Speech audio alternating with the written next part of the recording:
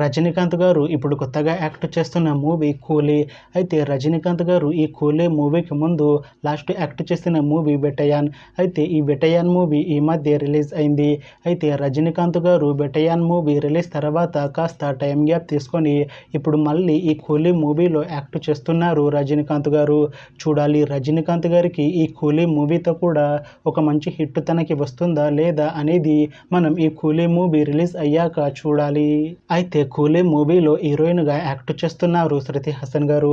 అయితే శృతి హాసన్ గారు ఈ కూలీ మూవీకి ముందు లాస్ట్ యాక్ట్ చేసిన మూవీ సాలార్. అయితే సాలార్ మూవీ రిలీజ్ అయ్యి 1 ఇయర్ అయిపోయింది. అయితే శృతి హాసన్ గారు సాలార్ మూవీ రిలీజ్ తర్వాత 1 ఇయర్ టైం గ్యాప్ తీసుకొని ఇప్పుడు మళ్ళీ ఈ కూలీ మూవీలో యాక్ట్ చేస్తున్నారు శృతి హాసన్ గారు.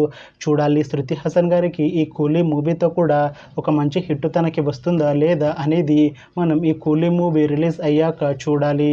అలానే ఈ కూలీ మూవీలో పూజా హెగ్డే గారు కూడా యాక్ట్ చేస్తున్నారు. అయితే పూజా హెగ్డే గారు ఈ కూలీ మూవీకి ముందు లాస్ట్ యాక్ట్ చేసిన మూవీ రెట్రో. అయితే ఈ రెట్రో మూవీ ఈ మధ్య రిలీజ్ అయింది.